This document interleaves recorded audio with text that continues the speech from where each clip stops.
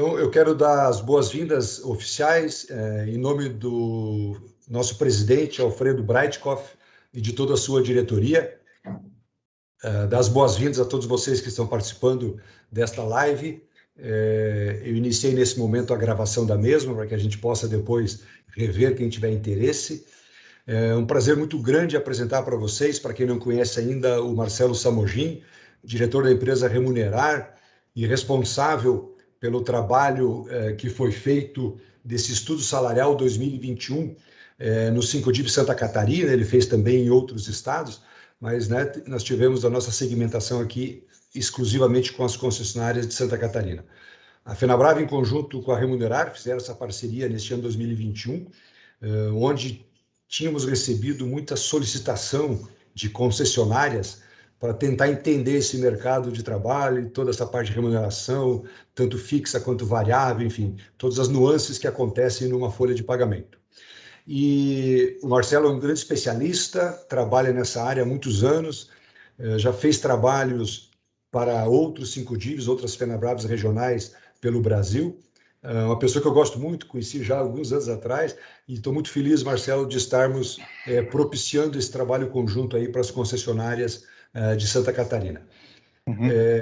Foi feito, todos vocês que participaram do estudo salarial já receberam as informações.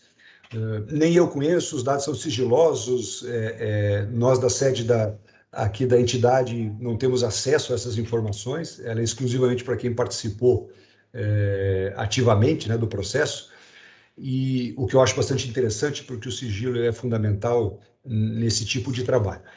E tivemos muitos questionamentos sobre o entendimento dos termos, pessoas que não eram do seu dia a dia acostumado a fazer uma análise do estudo salarial desse, e em conversa então com o Marcelo, resolvemos promover em conjunto esta live, para que ele possa mostrar o trabalho, mostrar a importância, como se faz essas análises, todo esse processo. Eu gostaria, então, antes de passar a palavra ao Marcelo, solicitar que todos mantenham aí o seu microfone fechado. No final da apresentação dele, a gente vai abrir para perguntas e respostas, pode usar o chat, de preferência que use aqui, levanta a mão ali, eu vou liberando pela sequência para quem quiser fazer alguma pergunta, ele estará à disposição aí para responder todas as dúvidas dos participantes, ok?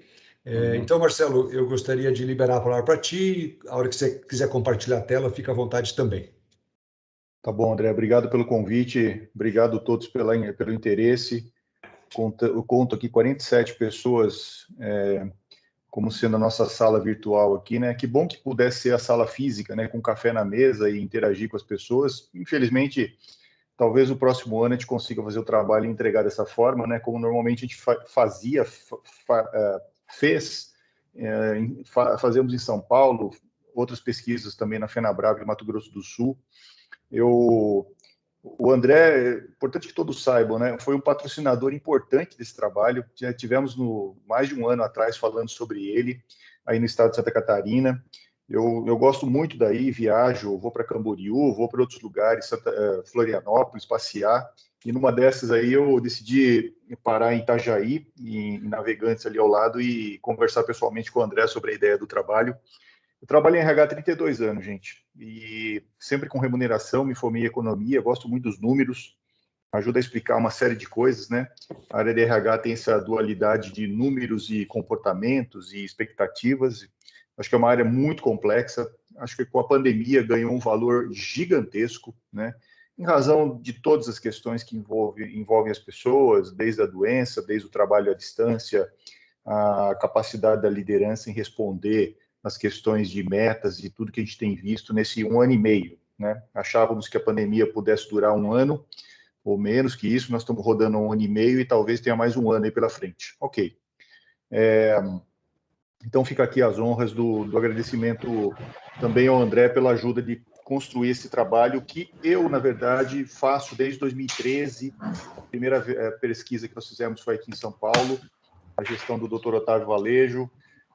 De lá para cá, a gente tem feito outras iniciativas menores, também na área de pesquisas, junto dos 5DIVs. E a ideia desse ano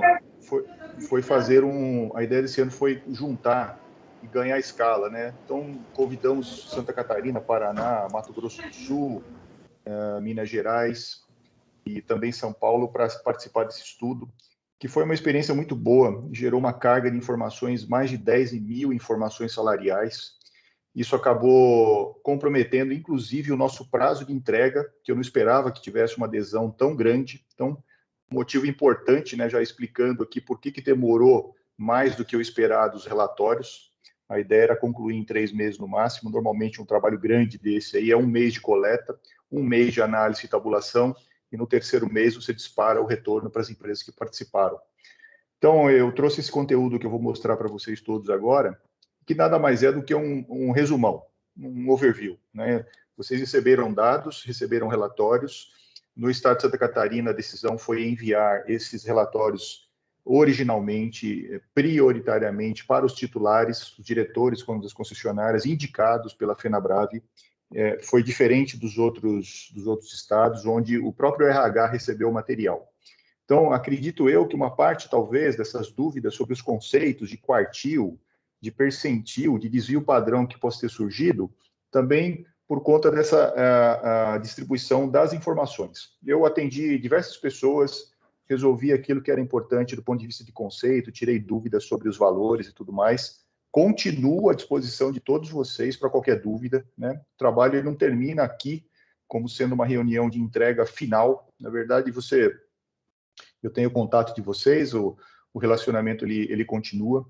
E eu preparei o quê? Uma sequência de slides com algumas informações que individualmente vocês têm da empresa de vocês e outras que vocês também não têm, né? E fiz um resumo de tudo isso para falar em 30 minutos, talvez, para não ser enjoativo demais, porque presencialmente seria diferente, né? Nessa hora da tela de 14 polegadas, a gente precisa ser cuidadoso com a forma de montar os conteúdos. E eu vou projetar minha tela aqui, então, agora. Eu vou perguntar para vocês se vocês enxergam essa minha tela. Conseguem visualizar esse? Perfeito, Marcelo. Sim? Ok. Tá bom. Não sei como é que eu escondo, perdão. Não sei como é que eu escondo isso aqui. Só um minutinho que eu vou me ajustando aqui para poder... Ah, agora sim. Cada software trabalha de um jeito e a gente vai aprendendo com eles. Qualquer dúvida, o André pode me interromper. A ideia é eu discorrer aqui sobre as telas e tudo mais, e eventualmente uma dúvida pontual pode ser na hora, ou a gente reserva para o final, 15, 20 minutos, onde a gente possa também comentar dúvidas eventuais que vão surgindo, enfim, né? Eu já falei aqui um pouco da minha carreira, 32 anos de RH, formado em economia, liderei RH em empresas grandes, serviço, indústria. Hoje eu tenho a remunerar com mais de 80 clientes e trabalho só projetos de remuneração e meritocracia. É o que eu gosto de fazer e sei fazer bem. O mercado, o retorno, o reconhecimento vem do mercado pela quantidade de clientes, né, e pela qualidade dos nossos clientes. FenaBrave, Sincodiv é um desses que coroa esse trabalho bem feito, com uma dedicação enorme de entregar o melhor para cada cliente, seja ele de serviço ou não. Isso aqui são empresas já desatualizadas, nosso escopo aqui de clientes, temos outras aí, não deu tempo de colocar. Aqui só uma introdução sobre o estudo, que todos receberam esse texto. Vamos lá. Perfilzão, grande perfil da pesquisa, né? Como eu comentei com vocês, né? Olha, 900 e tantos estabelecimentos, uma lista assim boa, né, de 70 e tantos cargos pesquisados, né? Não daria para fazer um trabalho desse com 200 cargos. É um trabalho que custa muito tempo para fazer, então nós encontramos nesse hall de 70, 80 cargos aí os mais especializados da concessionária, das lojas, porque você tem um pessoal que recebe piso de categoria e aí não faz muito sentido você pesquisar isso. Então o foco desse tipo de trabalho é realmente você trabalhar com cargos que são mais especializados, onde é a dor de qualquer empresa, né?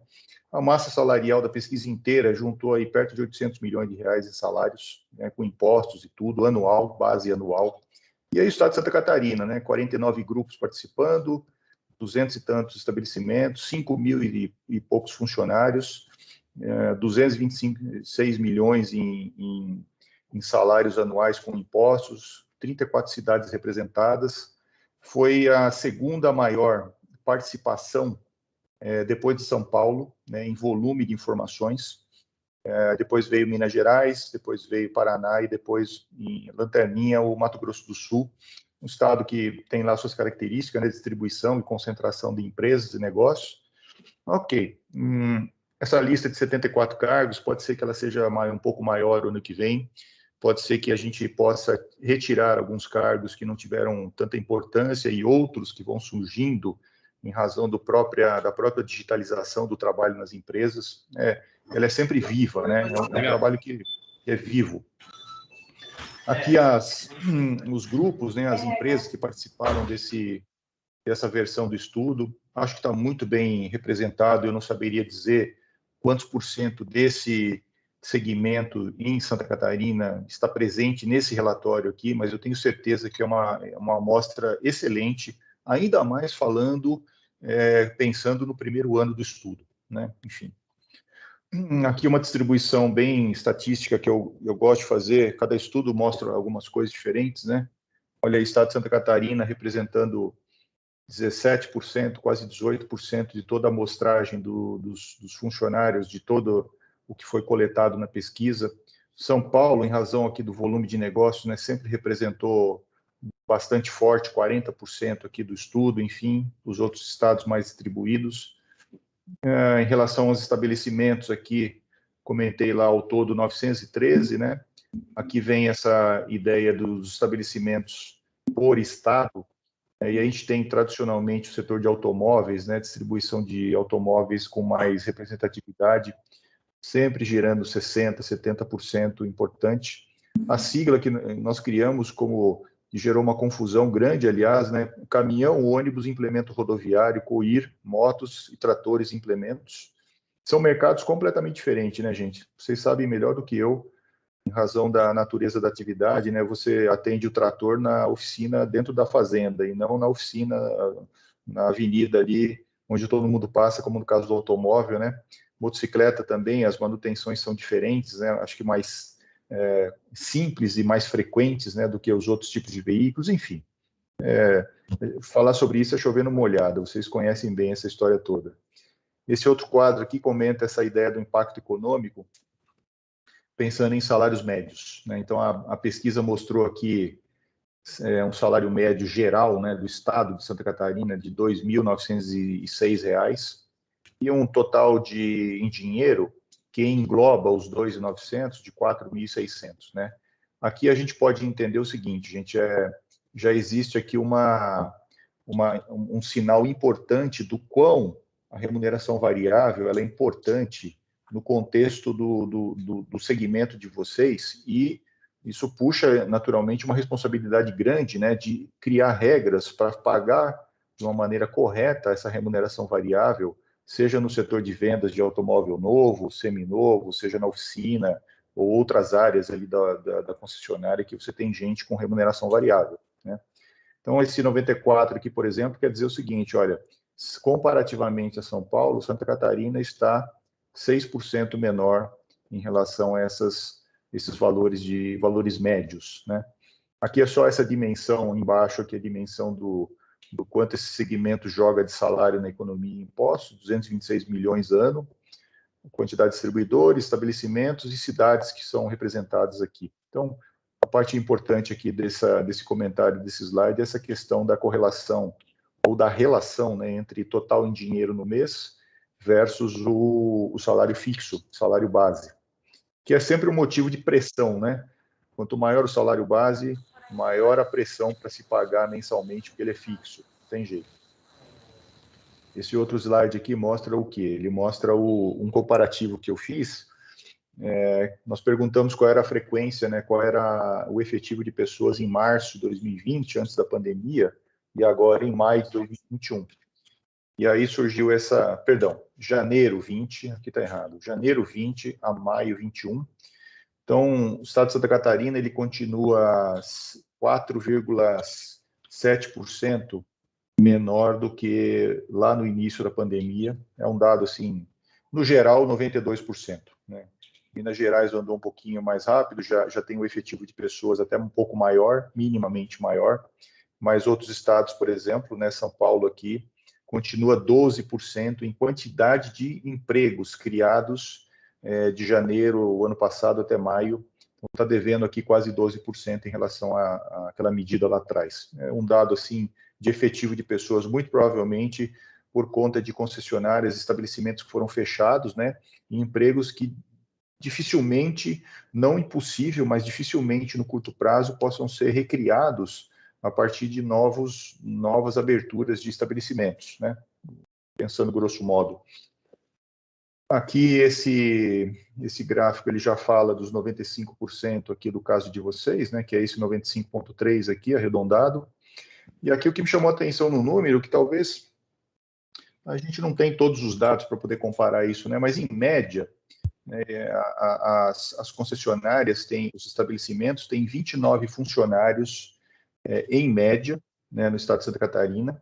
Diferente de São Paulo, por exemplo, com 41, né, Minas Gerais 45, não saberia, grosso modo, explicar por que esse número ficou menor no estado de Santa Catarina, né? Talvez, o que sugere que menos pessoas quer dizer que os estabelecimentos são mais produtivos com menor custo, né?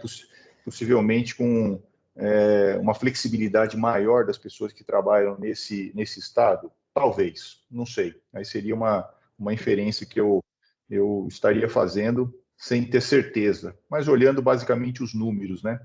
Enfim, a gente tira uma fotografia dos dados que vem da pesquisa e a partir daí começa a comentar, extrair algumas conclusões e olhar comparativamente, né? Certamente, se nós tivéssemos 10 estados, mais do que 10, seria também mais interessante. Mas o que nós temos de fotografia hoje é essa, né? Então, já comentei aqui, basicamente, os 29 número de funcionários médios por estabelecimento, e aqui também a questão aqui já muda um pouco de figura, o efetivo, né? Quando a gente compara dezembro 20 a maio 21, que é um espaço menor de tempo, então Santa Catarina já está aqui já quase, né, 99,9%, diferente de Minas Gerais e diferente de Mato Grosso do Sul, que já ultrapassaram o efetivo de maio deste ano em relação a dezembro de 2020. Né? É um outro intervalo diferente daquele gráfico anterior. Para estudar realmente essa questão do efetivo de pessoas. Esse quadro aqui é um resumão, né? Eu optei por, não daria para mostrar todos os dados, nem faz sentido, né? Mas eu peguei lá alguns cargos mais chaves da oficina, da área de serviços, e outros cargos da área de vendas de novos e seminovos, e trouxe para cá como elemento de análise. Selecionei ali o mecânico, então ele mostrou uma média de salário base de 1.775 e uma média de total em dinheiro mês de 3.400. Ou seja, né, por esses números aqui, na média, as pessoas, os mecânicos, conseguem dobrar o seu salário mensalmente. E aí, de novo, essa questão, né, de como é que você mensura esse resultado que cada um individualmente gera, ou por equipe, né, ou pela equipe inteira da oficina, para pagar realmente mais esse tanto de dinheiro, vinculado certamente a indicadores. E hoje, com a questão da inflação, né, essa ideia de mudança de preço traz um outro agravante para a hora de administrar esse valor de variável, porque muitos pagam uma comissão, né? E comissão é sobre a tabela de preço. E cada vez que eu mexo no preço de um serviço ou de uma peça, automaticamente eu estou aumentando a remuneração variável do pessoal, né? Isso era um defeito do sistema de comissionamento antigo, e que causava problemas seríssimos quando a gente tinha inflação alta. E a gente conviveu o Brasil aí durante muitos anos com uma inflação de 1 dígito, né? E que não teremos mais isso agora, né? Porque já está mostrando uma inflação de 2 dígitos, né? Acima de 10%. No economês simples, gente, tudo que está abaixo de 1 dígito é bom.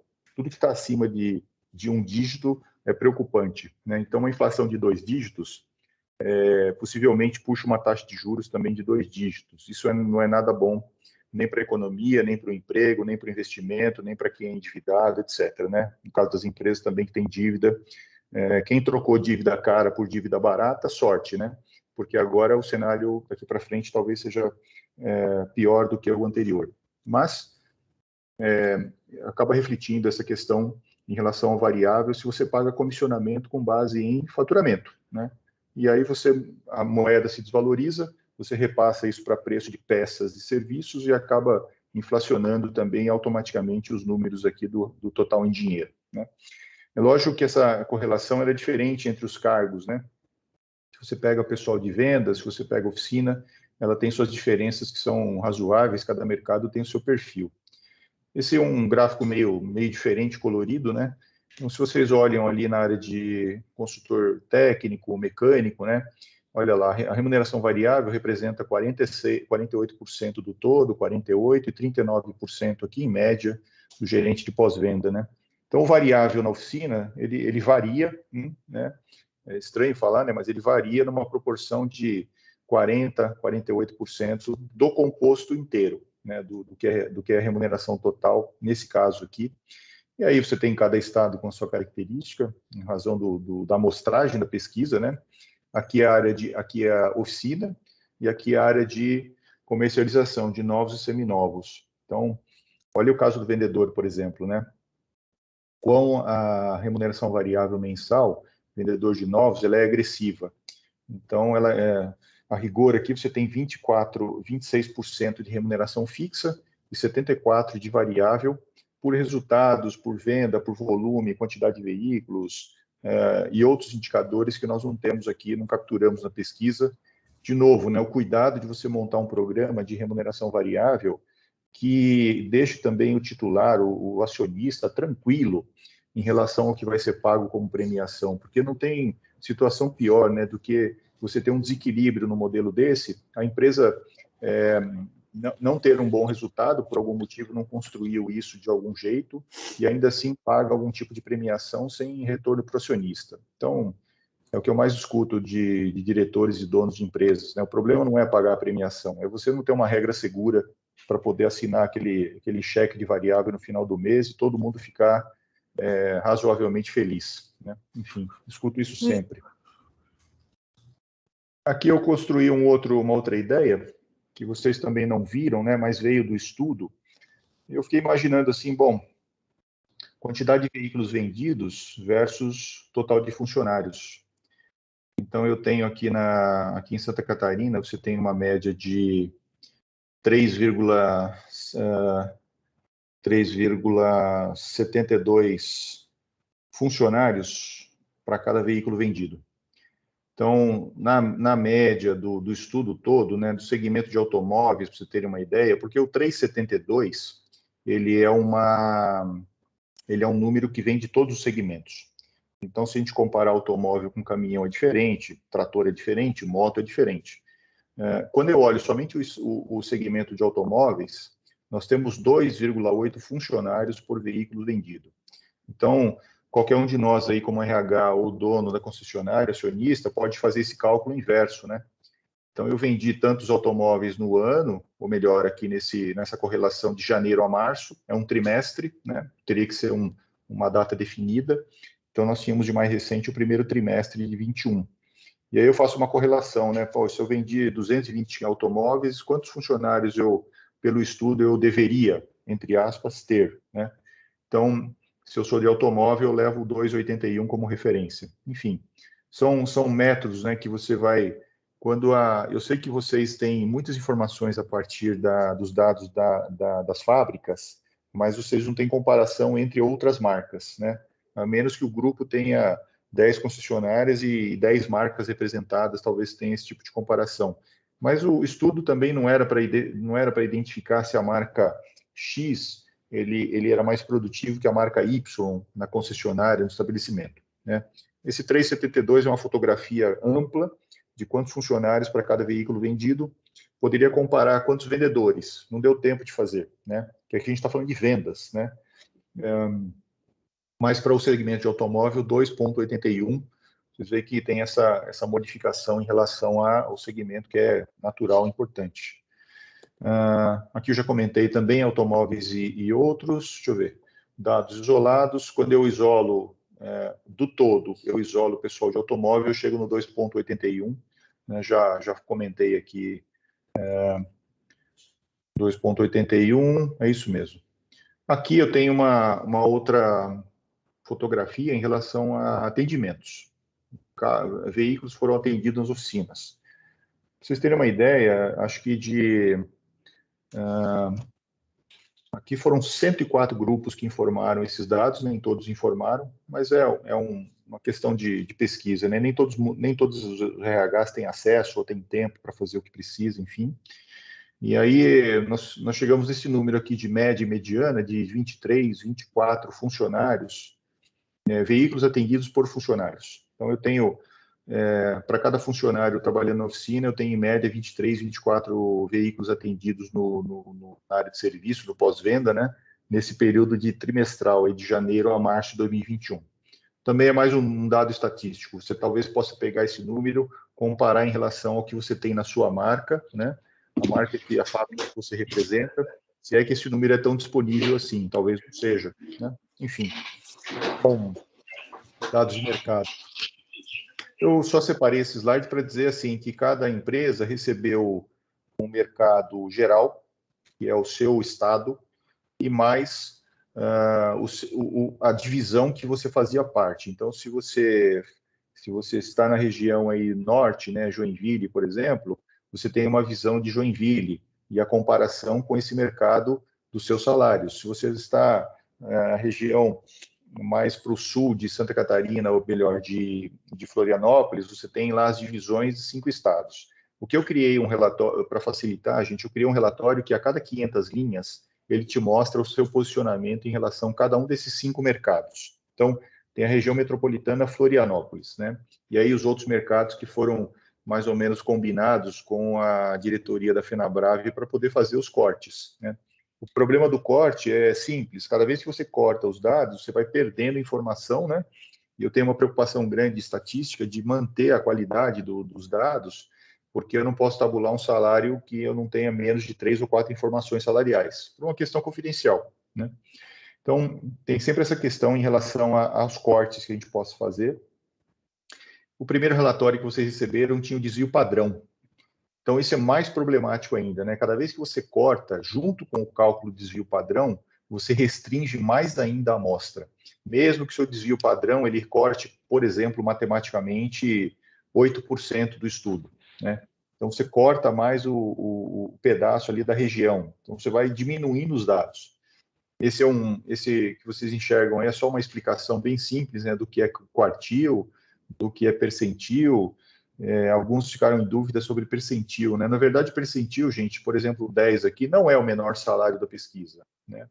Ele, de fato, a matemática divide a amostragem daquele cargo em 10 partes e mostra a primeira parte. Então, não é o menor salário da pesquisa, assim como o percentil 90, que não é o maior salário da pesquisa, né? Então, é uma forma de proteger os dados e que entra no conjunto assim de boas práticas para você tabular todas essas informações, ainda mais falando hoje, né, de LGPD e tudo mais, essa preocupação nossa de preservar e guardar os dados com cuidado, que no passado, quando fazíamos pesquisa salarial lá na década de 90, anos 2000, era mais na confiança mesmo, né? Então tinha um relacionamento muito forte entre as áreas de remuneração e com uma certa confiança, assim, de que ninguém ia espalhar informação como hoje existe na internet, por exemplo, né? Enfim, que você tem informação de todo tipo, de todo grau de qualidade, né? Tem que ser ponderado nessa hora, né? O quartil, por exemplo, já é mais simples, né? Ele divide a amostra em 4 quartil, né? E mostra a primeira metade. O terceiro quartil, a amostra divide em 4 e mostra a terceira metade. Matematicamente é só isso. Então você tem N representações lá dentro do contexto da estatística para poder fazer análises. Eu gosto muito de analisar, olha, gente, olhando os dados assim, né? Eu gosto muito de analisar a média e mediana. Para cargos mais especializados, olhar também para o terceiro quartil, que é uma certa forma de blindar, né? Quando você mergulha aqui e entra na estratégia do terceiro quartil, nada mais é do que uma preocupação de reter aquelas pessoas que têm algum valor diferenciado no dia a dia da oficina, no dia a dia de vendas, enfim. Cada empresa tem o seu grau de dificuldade em razão de região, em razão da oferta de mão de obra onde você está, ou mesmo atendimento de um grau de qualidade superior que você precisa reforçar porque a fábrica já te cobrou, etc. Né? Esse tipo de estratégia, cada empresa tem o seu. Aqui também é só um gráfico que é só ilustrativo, né? Não tem dados aqui, mas para ilustrar o que eu já comentei, como é que eu emiti os relatórios. E aí é um relatório corrido, a cada 500 linhas você tem um mercado desse representado, mostrando os cargos que você informou. Algumas pessoas perguntaram, por que eu não vou receber a pesquisa inteira? Porque não é uma prática, né? Então, eu só recebo do mercado de 74 cargos, se eu informei 28 cargos, eu vou receber os 28 cargos tabulados, né? Puxa, eu preciso contratar um gerente de marketing, eu não tinha, como é que eu descubro o salário? Liga para o Marcelo. Eu ajudo, olha, um gerente de marketing na sua região, ele vale de 12,5 a 16,5, etc, etc. Não se aperte nessa hora, né? Não é porque você não informou, você não tinha e agora tem uma vaga em aberto trabalhando, que a gente não vai deixar de fornecer uma referência de salário por conta da confidencialidade. Por favor, né? Não tem essa questão toda. Eu gosto desse slide, escrevi ele faz tempo, né, para tentar ajudar as empresas a olharem a pesquisa como oportunidade de avaliar o quê? Olhar para o desempenho das pessoas, olhar para o salário que elas recebem e olhar para o salário de mercado, né? Então, você tem... Por que eu vou, por exemplo, mudar o salário de um funcionário se o desempenho dele está aquém daquilo que a empresa gostaria que fosse, né? Não faz muito sentido. Então, eu conecto muito essa questão da meritocracia com desempenho, mas você só consegue fazer isso de uma maneira profissional quando você tem instrumentos. Então, a tabela o que vai sair, que nasce dessa pesquisa, os salários próprios da pesquisa, quando você compara com o seu pessoal, se você tem ou não avaliação de competências ou desempenho, tudo isso é um belo ferramental para recursos humanos recomendar ou não, né, reconhecimento daqueles que realmente merecem, né? Dá para imaginar que tem dinheiro para fazer tudo, né? Talvez de 10 promoções você consiga fazer 2, 3, e assim que funciona o mundo real, né? Não tem dinheiro para tudo. Então, como que usa esse material da pesquisa? Fazendo essas ponderações todas, né? Sempre em relação aqui, né? Olha, desempenho. Eu tinha um cliente que falava assim, eu sei que eu pago 10, 15% abaixo de mercado aqui na minha região, e eu não posso aumentar, porque eu não posso absorver 10% na folha de pagamento de uma vez só, né? Não tem como ser dessa forma. Eu tive um outro cliente que falava assim, olha, se eu investir o máximo na indústria aqui de produtividade, maquinário de primeira qualidade, importado e tudo mais, a nossa produtividade cresce 1,5%. Então, qualquer coisa que o sindicato me fale, além de 1,5%, 2% na folha salarial, me causa um problema enorme. Então, olha a dimensão, né, que a gente fala dos percentuais, né, a gente está habituado, nós mais antigos, né, a gente está mais habituado a falar de inflação de 8%, 10%, 15%, mas no fundo, alguns negócios, esse limite do sucesso, ele está depois da vírgula, numa inflação de 4%, de 5%, de 2%. Né? A inflação dos Estados Unidos está girando em torno de 6, alguma coisa, 6,2%. É impensável para a economia deles uma inflação de 6%. Né? Para nós aqui, que já vivemos 80%, 60%, 30% ao mês, né? 6% é piece of cake, né? É coisa que você sai na urina, né? Mas numa economia como a dele, 6% é uma bomba atômica. Né? Nossos juros aconteceu isso, a gente estava girando em 2%, estamos batendo aí de 5%, 6%, é simplesmente 3 vezes mais. Né? Independente da correlação de ser baixo, pouco ou muito, estamos falando de triplicar.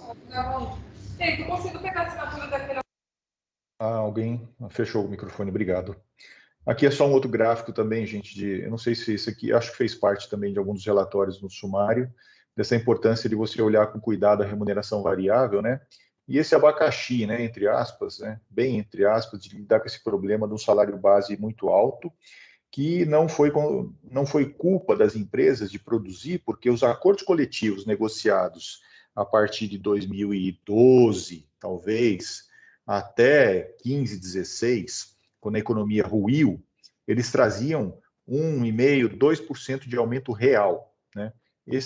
Para quem é mais antigo de empresa, isso aqui gerou uma inflação interna dos salários que você tem hoje e não tem como mudar, né? Então, se você tem uma visão de mercado, né, e você tem um salário base um pouco menor, o que você faz? Você tem essa situação da empresa B aqui de poder fazer uma política de remuneração variável mais agressiva, inclusive para superar aqui o que seria um salário de mercado, né? Qualquer que seja o mercado, local ou seu segmento, e disputar a mão de obra, que é um recurso importante para qualquer empresa, né, dentro de um contexto de produtividade maior. Porque a empresa não paga terceiro quartil porque é bacana. Ela paga terceiro quartil de mercado para atrair as melhores pessoas, porque as melhores são, aspas, mais produtivas, né, flexíveis, com competências diferenciadas e que produzem mais. Então, é meio matemático isso, né? Eu posso trabalhar com 10 pessoas numa área, ou posso trabalhar com 7 pessoas, ou 6 pessoas muito bem qualificadas, com salário melhor, entregando a mesma qualidade ou melhor ainda, né? Então, o trade-off, a troca é o seguinte, né? Eu tenho 10 pessoas para bater cabeça e causar problema no mercado junto com os clientes, ou eu tenho 7 pessoas que vão fazer um trabalho premium, né? E o cliente vai elogiar e voltar a comprar da nossa empresa. São decisões racionais. Esse é o racional. Acima de tudo isso, você tem o quanto sobra de lucro ou prejuízo, né? O quanto o acionista absorve isso durante algum tempo, mas no dia a dia ali da gestão de pessoas e desempenho é isso que aparece, né? Lembrando que quem trabalha com tecnologia, isso aqui está uma loucura hoje, né? Porque você perde gente. Um cliente nosso perdeu uma pessoa que foi trabalhar empregado de uma empresa em São Francisco. Ele simplesmente triplicou, quadriplicou o salário porque ia ganhar em dólar. E aí você não tem como cobrir uma proposta dessa. Um conceito bem rápido sobre meritocracia, eu tenho falado muito sobre isso, eu criei esse conceito, né, que são formas de você reconhecer o desempenho e compensá-lo. Isso envolve dinheiro, envolve oportunidade, pode envolver benefício, pode envolver bonificação, pode envolver uma série de coisas, né? E aí cada empresa vai entender o que é a meritocracia perante a sua cultura, que é a parte mais dura do núcleo de qualquer empresa, né? Quando ela nasceu, ela foi forjada e a partir daí foi se construindo esse racional todo de crescimento, sucesso, e que vai atraindo pessoas com perfil X ou Y para fazer parte dessa história, né? E aí, de algum jeito, você tem que recompensar esse esforço, e isso pode ter mais ou menos dinheiro, mais ou menos benefícios, mais ou menos mimos, né? Coisas que são assim, que as pessoas valorizam. E o público para o qual você oferece isso também faz diferença. O pessoal mais jovem valoriza algumas coisas, o pessoal mais maduro outras, né? Quem tem filho, família, casado é diferente. Então, é exemplo do plano de saúde, enfim. Aqui não tem grande informação. Sobre questões de benefícios, né? Eu gosto muito dessa abordagem de pensar que cada público da empresa tem também um grau de valor em relação a benefícios. Eles precisam, né? Então, a percepção de valor sobre cada benefício é muito diferente. Isso foi assistido agora durante a pandemia, né? Que as empresas converteram vale transporte em outras facilidades para poder pagar, inclusive, internet em casa, enfim, né? Causou a mudança, na minha opinião, até do PAT aí, nessa novidade que a gente tem de poder flexibilizar os valores. Isso tudo eu acho que é fruto do momento da partir da pandemia e dos questionamentos que surgiram, né? O benefício é um salário indireto, não tenho sombra de dúvidas, né? Não incide impostos, né? Tem essa vantagem também, que é um negócio importante, aliás. E não é benevolência, né? A empresa cria essa coxa de facilidades que eu acho que, de alguma forma, ajuda no processo de retenção de pessoas que têm mais valor. É para isso que a gente trabalha, recursos humanos pensa, né? Com todo tipo de dificuldade, lidar com orçamento para fazer tudo funcionar. E a remuneração variável, pessoal, bônus, premiação, no fundo, ele precisa remunerar primeiro os acionistas, né? Isso veio a reboque aí dessa construção da reforma trabalhista, do artigo 461, que desvinculou a natureza salarial dos prêmios por produtividade, desde que você tenha indicadores realmente de produtividade, né? Mas antes de mais nada, é o acionista, o diretor, os acionistas da companhia precisam estar seguros de que esse modelo remuneram eles também, da maneira justa que cada um entenda, né? E também faz sentido remunerar os funcionários, porque a partir daí houve um esforço. Então, um primeiro recebe pelo risco do capital investido, né? E não é brincadeira. O segundo recebe pelo esforço de preservar o valor daquele capital investido, né? O racional econômico é esse: entregar, vender carro, entregar serviço na oficina, atender a montadora quando existe um problema, isso é acessório do modelo todo, né, e que a gente sabe que está em xeque, né, porque o automóvel ele vai ser eletrificado, né, a mecânica não vai existir mais como existe hoje. Então, a experiência de compra dos automóveis já não é mais a mesma do que há 10, 15 anos atrás, né?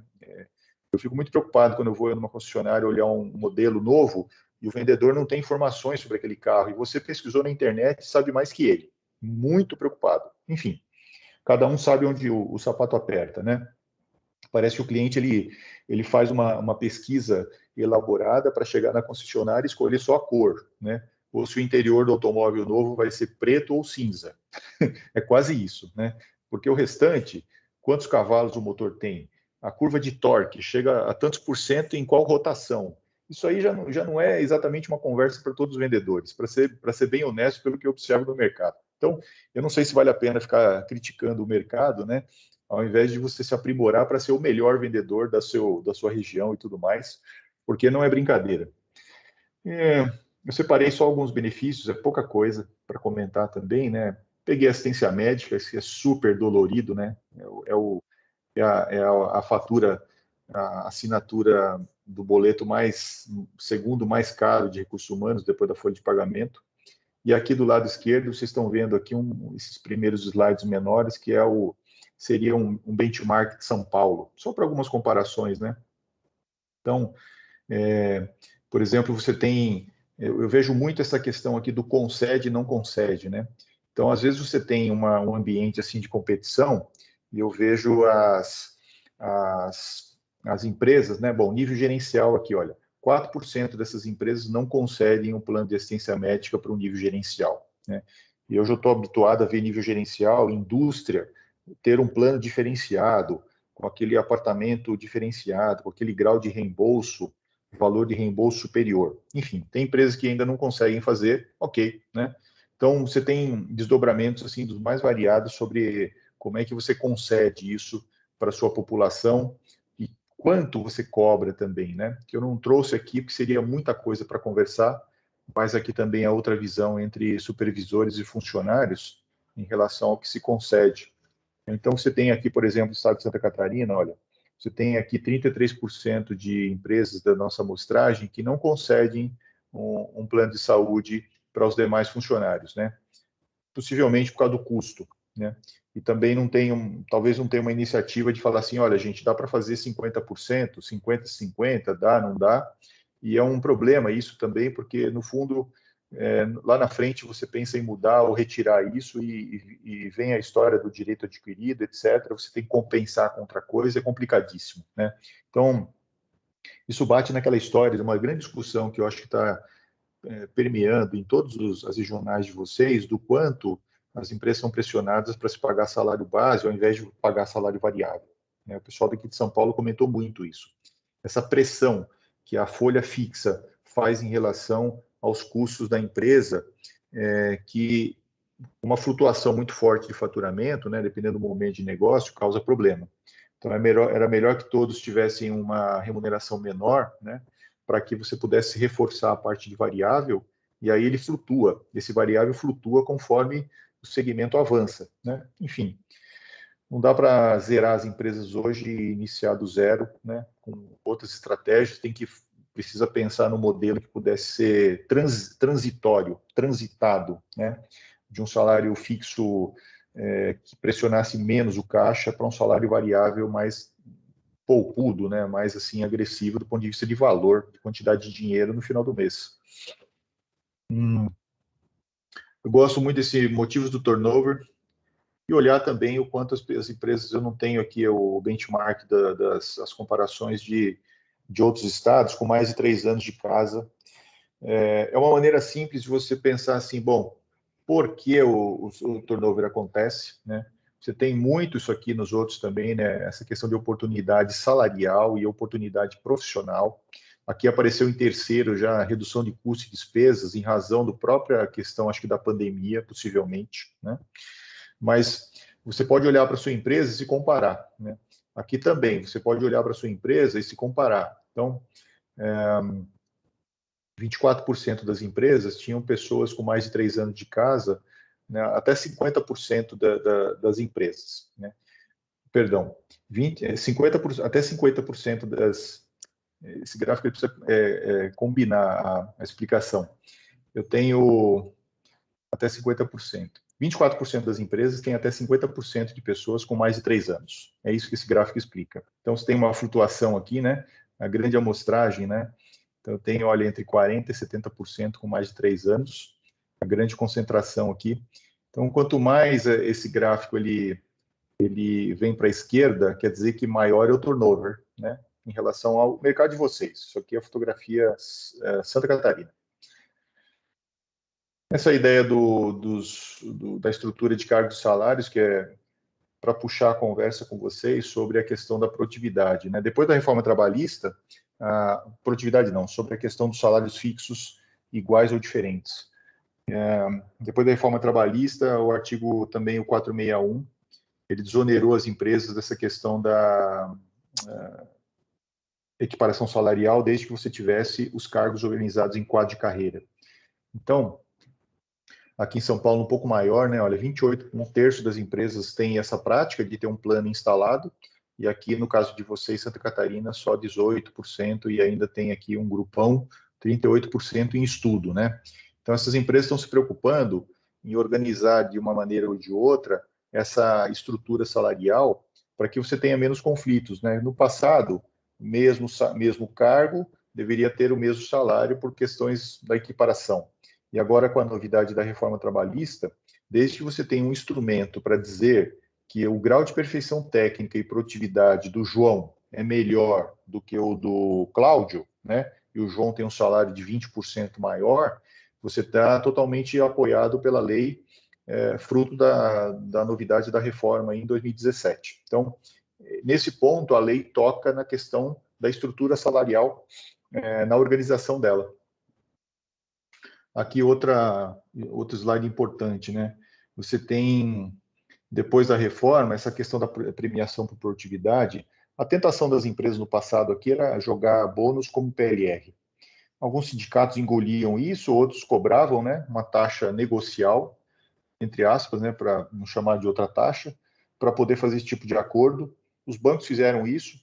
Está lá no CARF, dois processos de 2 bancos que tem uma capivara lá de 4 ou 6 bilhões de reais de impostos devido pelos bancos até hoje não foram pagos, porque o sindicato assinou um tal de PLR mensal e as empresas jogaram bônus junto e todo mundo recebeu, e menos o governo não recebeu o imposto que, na opinião dele, é devido. Pronto.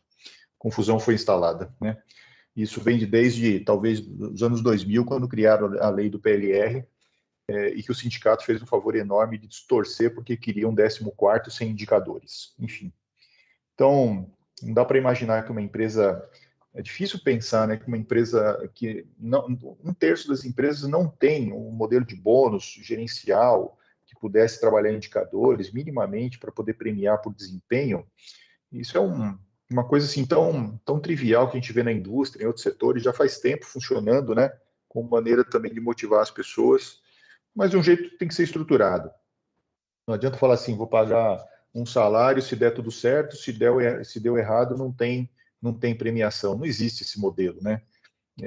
Quem se apoiou nesses formatos para pagar sobre comissões, por exemplo, agora com a explosão, aspas, da inflação, né? Acabou tendo que mudar isso, porque você muda a tabela de preço e acaba automaticamente mudando a comissão, o comissionamento de quem recebe, além do tal do DSR, né? Porque sobre comissão incide DSR. Né? Sobre premiação, aí é discutível. Tem uma outra questão que foge essa ideia do DSR. Sobre participação de resultados também.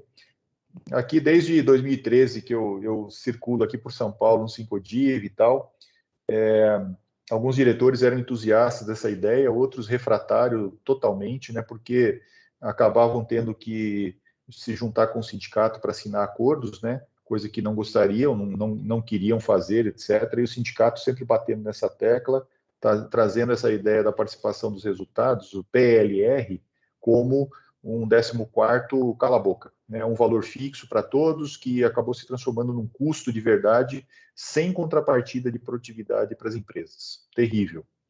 e distorcer um programa que poderia ser muito diferenciado, muito bem feito. E não é porque eu faço isso e vendo, não. É porque você tem total liberdade, né? A lei já dizia desde os anos 2000 que você tinha total liberdade de escolher indicadores, fixar regras e tudo mais, né?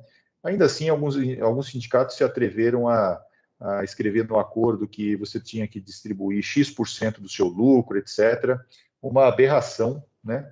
Negocial, inclusive, mas que alguns segmentos não entraram nessa e acabaram construindo planos próprios, mesmo aprovando com sindicatos. Eu, no passado, negociei muito PLR com sindicatos de diversos segmentos. Alguns eram mais fixos nessa ideia de ser um 14º, outros não, né? Já percebiam que a empresa não ia para aquele caminho, e o comitê de funcionários também formado, treinado por nós, né? Eu treinava esse pessoal, já entrava batendo nesse negócio e não deixava muito espaço para o sindicato. Bom, aí é um assunto de recursos humanos que tem história para caramba, né?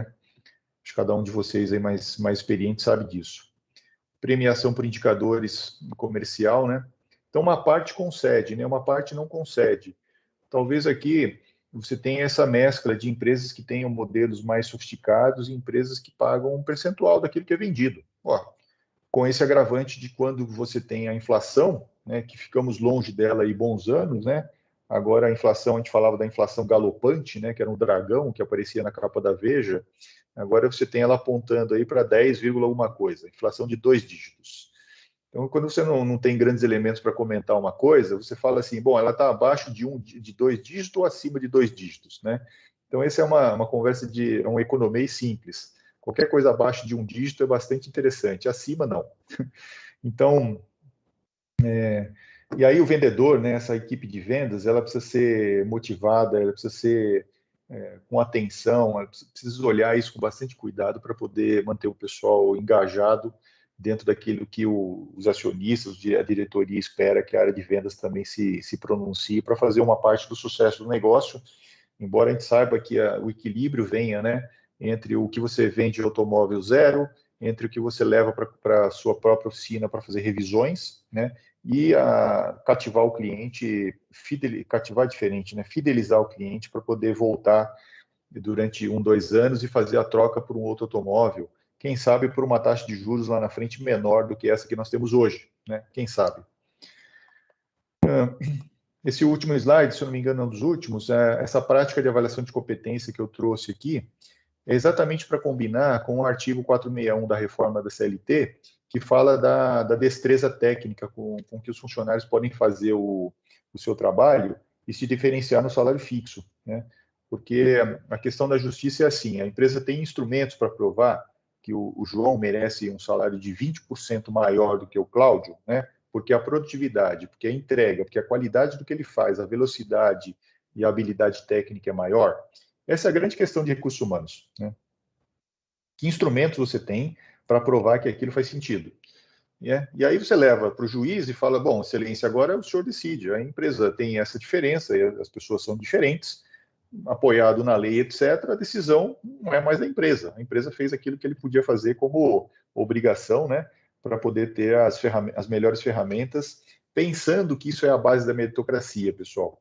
Porque senão você não cria meritocracia, você cria alguma coisa que nós não podemos chamar de meritocracia. Né? Uma distorção da meritocracia, né? Sem criar essa coisa do conceito de meritocracia que falam no mercado aí. O nosso negócio é outra coisa. Nosso negócio de meritocracia é ligado à produtividade, que cada um contribui para o sucesso do negócio, né? Em grupo, individualmente. E aí a empresa reconhece também individualmente, com promoções, aumentos salariais, em grupo, possivelmente com modelo de bônus, modelo de premiação que possa ser diferente daquele anual, etc. Né? Ou seja, percorri, acho que eu gastei talvez uns 30 minutos. Então, essa nossa... Deixa eu ver como é que eu volto aqui, gente, para esse...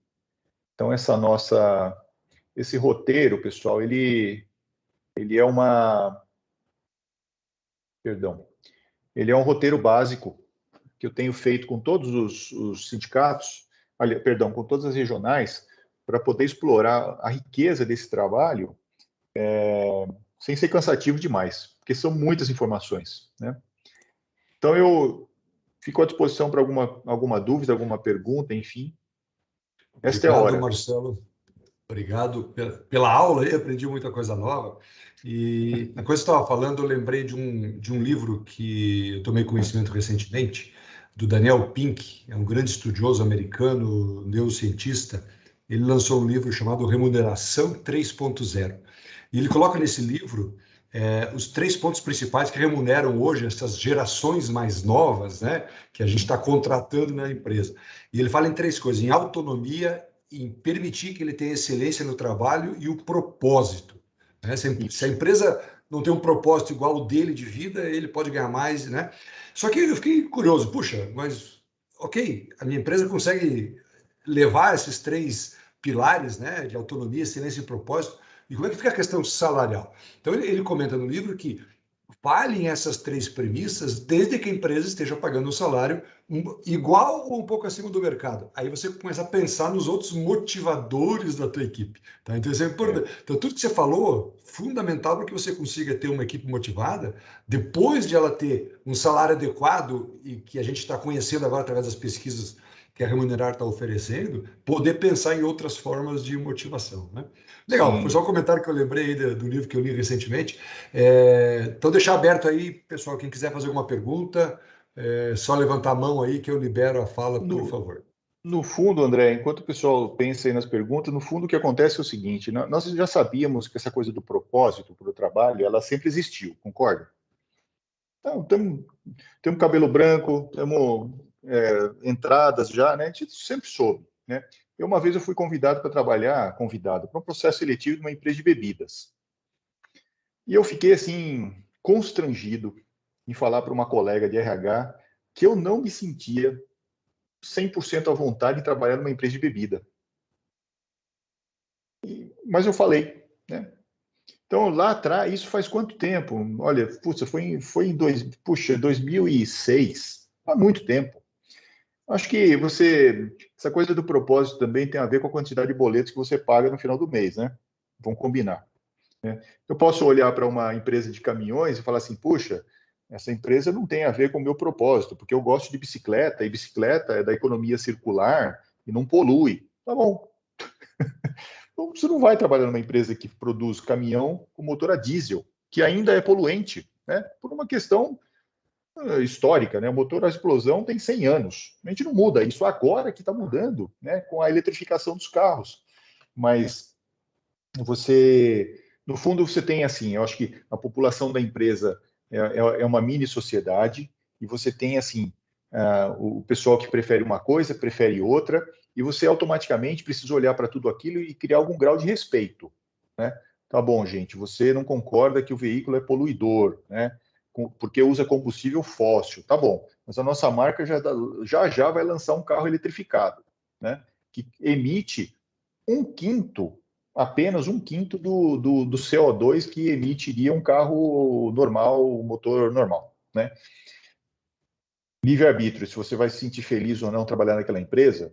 Aí eu volto para o mundo real, gente. O mundo real, o mundo racional é assim: quantos boletos eu tenho que pagar na empresa, quantos boletos eu preciso receber. O mundo racional é esse, das contas, né? Cada um de nós sabe no sapato aperta. Acho que é bacana você falar, puxa, eu trabalho numa empresa que ela é high-tech, etc, etc. Essas empresas não dão lucro, pessoal. As empresas digitalizadas elas não dão lucro, porque a riqueza nela está na expansão do valor dela de mercado. Né? Pega o Uber, pega essas outras tantas empresas aí, elas valem X bilhões na bolsa. Eu não sei nem se elas dão lucro. Né? O Canva vale 10 bilhões de dólares, mas eu não sei se aquilo dá lucro. E todo mundo adora usar aquilo, adora fazer parte daquela empresa. E você passa lá em São Francisco, você vê o LinkedIn, você vê o Instagram, você vê os logos, assim, fala, gente, isso aqui existe, né? Aqueles carros no Facebook, gente, todos estacionados ali, todo mundo ligado na tomadinha, tomando eletricidade, né? Eu vi aqui no São Francisco, eu falei, cara, nós estamos um século atrás desse pessoal, nós estamos falando ainda quando nós vamos ter o carro elétrico, os deles estão aqui estacionados. Enfim, nada contra. É Marcelo, só um. perfeito. Uma pergunta aqui da Gabriela Tais. Na planilha tem salário base, mercado geral e total em dinheiro, mercado Sim. geral. A tabela total em dinheiro, mercado geral, seria o salário base mais variável? Exatamente. O total em dinheiro, pessoal, ele está somado, o salário base, perdão, o salário base ele está contido no total em dinheiro. Então, se você, um cálculo simples, né? Você tem lá o total em dinheiro R$ 3.000, o salário base 1.500. Automaticamente você, ou ao contrário, 3.000 e salário base 2. Automaticamente você tem um variável médio mensalizado de 1.000. Né? Como é que eu calculo isso? Poxa, recebeu o bônus do resultado do ano passado. Pego aquilo, divido por 12, mensalizo e colo nesse conceito do total em dinheiro mês. Né? Alguns ficaram muito em dúvida em relação ao total de variável. Então, eu tenho 10 vendedores, então eu não informo ali naquela coluna o quanto os 10 vendedores receberam no total. Eu preciso dividir por 10, porque é individualizado. Ali, a linha, o registro, é o salário de um indivíduo, não é do grupo dos 10. Talvez nos próximos anos a gente possa criar outras formas de explicar isso com mais facilidade, porque para nós aquilo é o dia a dia. Eu sei exatamente, né, que para recursos humanos não é todo mundo que lida com essa parte numérica de remuneração, não é todos os dias, às vezes você tem uma pessoa que não conhece todos os detalhes e acaba tendo mais dúvida. Mas o trabalho de checagem que a gente faz é exatamente para isso, para eliminar, na medida do possível, com um esforço enorme, distorções. Né? Então, o trabalho até demorou mais para emitir relatórios, por conta dessa boa novidade da quantidade de empresas e quantidade de informações que nós tivemos que validar. Ok. É isso. Aproveitar que tem um bom público de RH e preocupado muitas vezes em contratar mecânicos para o serviço de oficina, nós temos recebido aqui na Fenabrave muitas informações da dificuldade de contratar profissionais hoje e pedidos que a Fenabrave reative em 2022, uma parceria que nós tivemos com o Senai até 2015, de treinamentos ao redor do estado para atrair jovens, né, para que queiram aprender serviço de mecânica. Então, em primeira mão, nós estamos no planejamento de 2022, nós vamos reativar essa parceria com o Senai, né? E quando conseguirmos, obviamente, informar a todos. Mas de antemão comentar um detalhe que me chamou muita atenção, Marcelo. O Senai fez uma pesquisa recentemente entre os jovens que estudam nas suas escolas para a formação da mecânica. E descobriram o seguinte: primeiro, o jovem adora mecânica. Segundo, eles querem trabalhar na mecânica e têm conhecimento de que o salário deles é melhor do que outras profissões. Terceiro, por que não estão estudando a mecânica? Porque eles estudam na mecânica durante a semana e quando vão para a balada no final de semana com as menininhas, eles mentem que estão fazendo o curso de mecânico e têm vergonha de dizer que são mecânicos. Olha que problema sociológico interessante. Então, o jovem quer estudar, gosta, sabe que tem uma boa remuneração e tem vergonha de contar para a namorada que ele está estudando mecânica. E o que cria, obviamente, dificuldade no mercado de encontrar novos profissionais. Né? Então, Todo mundo quer trabalhar com isso aqui. Ó. Eu sou da época, pessoal, que o emprego industrial era um status trabalhar numa indústria. Sem demérito da área de serviço, absolutamente, né? Eu trabalhar numa Zé Abrão Boveri, numa Cobrasma, puxa, Cimaf, Siemens, nossa, né? Caterpillar. Então, você falar hoje que trabalha na Caterpillar, o pessoal mais jovem, o pessoal fala, mas essa empresa faz o quê mesmo, né? Não sabe. Então, eu tenho um cliente no interior de São Paulo, que é a Premier, eles têm 410 vagas que não conseguem fechar, de mecânica industrial, funileiro industrial, soldador, traz gente da Bahia, de Camaçari, do interior da Bahia, para trabalhar aqui no interior de São Paulo, porque não tem mão de obra suficiente na região, não contrata, não consegue, e a obra precisa andar. A maior fábrica de celulose do mundo está sendo erguida naquele lugar, em Laranjal Paulista, ou em Lençóis, acho que Lençóis Paulistas. E precisa de mão de obra. Né? Então, a empresa, essa coisa de treinar e olhar para o Senai e pedir ajuda, era uma coisa antiguíssima, que as indústrias sempre contribuíram para o Senai e nem sempre usaram esse recurso que fica lá num depósito, né, guardado para que um dia você pudesse financiar esse curso de formação. Acho que o segredo, pessoal, né, quem sou eu para dizer sobre isso, mas eu penso que cada vez que você conecta essa garotada nessa questão do propósito, você desmistifica um pouco essa ideia de que você trabalhar numa empresa X ou Y, ela é mais tentadora ou vantajosa do que uma coisa ou outra. Né? Se você puxar uma pesquisa, todo mundo quer trabalhar no Google, no LinkedIn, ou quer trabalhar na empresa, no Facebook, etc., mas não tem vaga para todo mundo. Ué, né? Não, jamais vai acontecer isso. E aí você perde a oportunidade de conhecer outros setores que poderiam oferecer emprego e renda para muita gente, com muito valor, né? Com oportunidade de carreira, e com uma série de coisas que... E aí cada um tem que ponderar se aquilo é status ou não, né?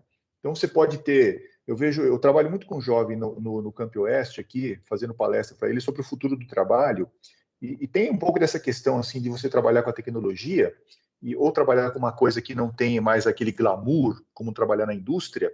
Eu falo para eles assim, olha, você pode estudar tecnologia como hobby, não precisa dizer para as meninas que você é só mecânico. Além de mecânico, você é um programador Python. Olha esse tipo de coisa. Você aprendeu o código do Android, da Apple. Então, você também é um cara high-tech. A mecânica é uma outra história. Então, Legal, boa dica aí. Vamos conversar isso com o Senai e quem sabe não é mudar até isso. esse foco aí, né?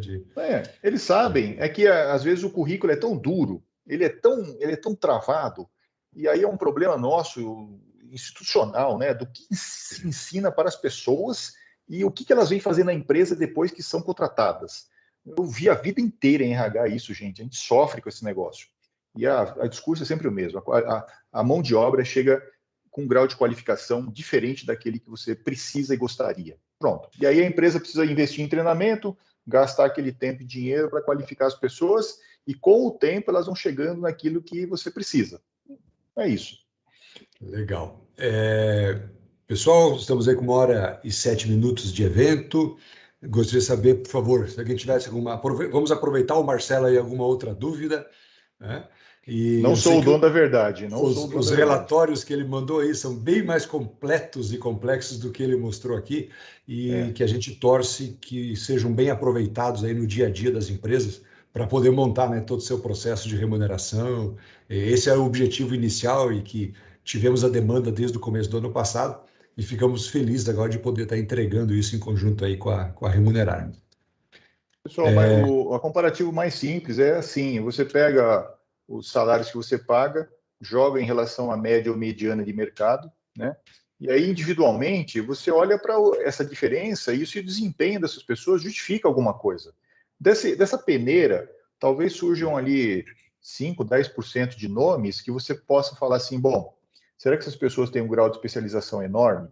Será que se eu perder esse pessoal, eu consigo contratá-los com facilidade no mercado? Consigo achar no mercado? E a que preço? Né? Essas questões são chaves, essenciais para qualquer decisão. Olha, selecionei 3, 4 nomes aqui que eu acho que eu vou levar lá para a diretoria para discutir, porque já eram casos que estavam pendentes. A empresa sabe quem tem valor. Não é o nosso estudo, eu ou você, que vai discutir isso. Então, essa promoção aqui já estava esperando já 3, 4 meses. Agora chegou a hora de, olha a pesquisa reforçou essa atenção nesse caso. E aí você cria uma discussão que vai no fundo, bater na mesa do chefe e falar assim, bom, temos ou não temos orçamento para fazer isso? Temos o ano que vem. Então já estamos em dezembro, vamos fazer em fevereiro. É isso. Ok. Eu agradeço mais uma vez, então, em nome da diretoria, do nosso presidente Alfredo Breitkopf, a presença de todos vocês. Esperamos aí ter trazido mais informação de qualidade que possam ajudar as concessionárias de Santa Catarina aí no aumento da sua produtividade.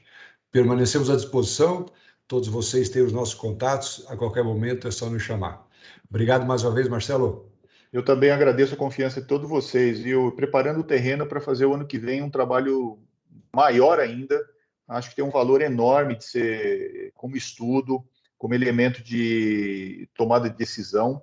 Acho que o mundo é complexo demais, né, gente? Eu tomei decisões de recursos humanos no passado, com chefes que me cobravam isso, né? Você tem dados de mercado para a gente poder ponderar? Então, cada vez que a gente entrega um trabalho desse, a gente tem certeza de que nós estamos municiando a área de recursos humanos para poder tomar as melhores decisões. É isso. Muito obrigado mesmo pelo apoio de todos.